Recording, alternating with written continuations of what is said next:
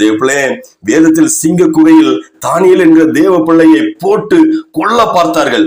ஆனால் தேவனை ஆராதித்த தானியேலுக்கு சிங்கங்களின் மத்தியில் சிங்கம் தொடாதபடி தேவன் அவரை என்ன செய்யறது? தானியேலை தப்பி வைத்தார். அல்லேலூயா. தானியேல் சந்தோஷத்தோடு குகையை விட்டு வெளியேறி சந்தோஷமாக 3 நேரமும் தேவனை ஆராதித்தார். அல்லேலூயா. தேவனை பிள்ளைகளை தானியேலை சிங்க குகையில் போட சொன்னவர்களை சிங்க குகையில் அந்த மகாராஜா ஆள் வச்சு போடுறாரு. அங்க சிங்கத்துக்கு கிட்ட அவ்வளவு அங்க எத்தனை பேர் சொன்னாங்களோ அவர் விரோதமா, தானியேல் விரோதமா, அவங்க அப்படி போட்ட உடனே சிங்கங்கள் குகையில் போட்ட அனைவரையும் கொண்டு தின்றது. அல்லேலூயா.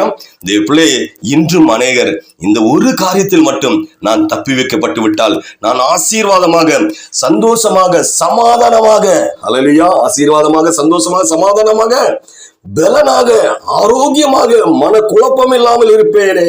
உங்களுக்கும் தான் இந்த வசனம். எது? உங்களுக்கும் சரி, உங்களுக்கும் தான்.